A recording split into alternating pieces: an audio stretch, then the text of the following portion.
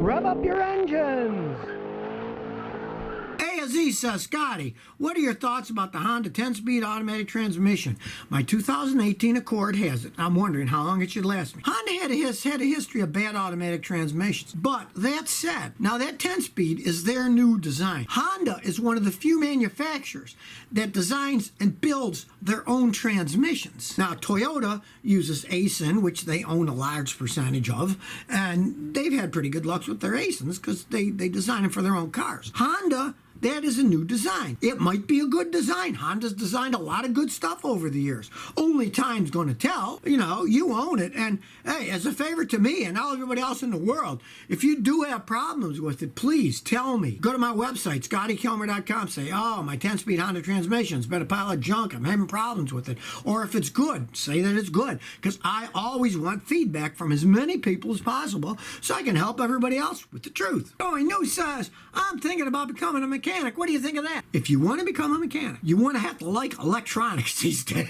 because everything is going to computer electronics. But if you like working with electronics, you're going to make a lot of money because everything is going electronic. Now, I don't think we're going to have full electric cars for quite some time, but they're going partial. And even if they do, you're still going to have to know a lot of electronics either way for modern gasoline engines with their computer controls or for fully electronic cars. And if you like working with electronics, hey, when I was a kid, that's how I made a lot of money, was electronics. Because a lot of guys worked on cars that day. They were simple. But the thing about electricity is you can't see it. So a guy can see, oh, the water pump's broken. The brakes are worn out. Pretty simple.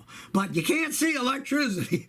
And so the guys that weren't as sharp, they couldn't figure out electronic stuff, and they'd bring it to me. And I'd just use my brain and, okay, get out a little gauge, measure it, and okay, it needs this electronic part. So if you're into electronics, definitely become a mechanic. You can make a lot of money doing it. People are all going to have some kind of machines out there. And the electronics, if you know how to work on it, you're going to make some money. There's no arguing that. Next year says, please help me. Mr. Scotty, my 1998 Proton Sega Squire engine mounts have worn. Is it dangerous to drive?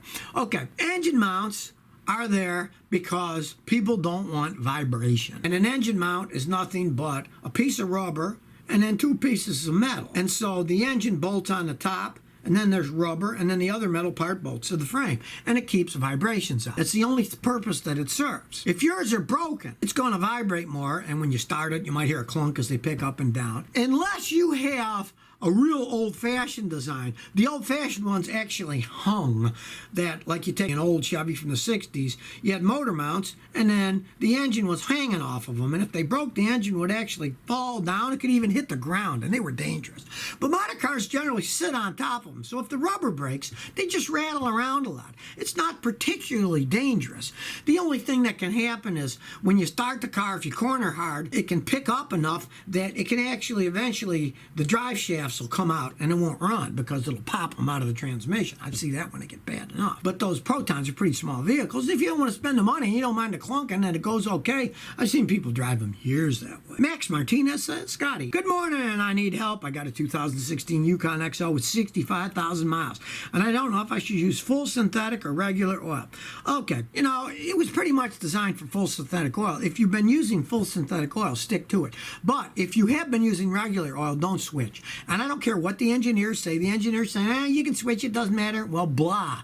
I've had numerous customers in the past run an engine for years on regular, plain dinosaur petroleum oil. Then they decided when they had 100,000 miles or more, oh, we're going to switch to synthetic oil. Then they started leaking and or burning oil, and they didn't in the first place. You want to pretty much stick to the oil that the engine has always had. So if you've always used synthetic, stick to synthetic. But if you haven't, I wouldn't switch over one way or the other. Troy Tiroff says, Scotty, what kind of car should I get my daughter for her first vehicle? Thanks. Okay, it depends on your daughter.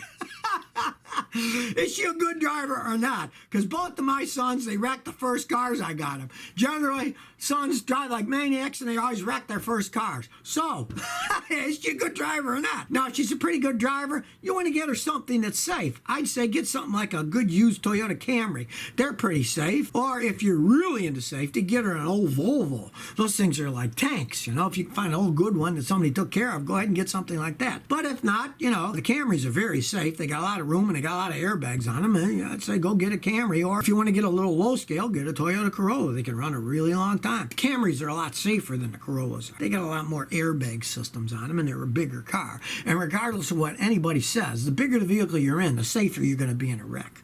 That's just common sense.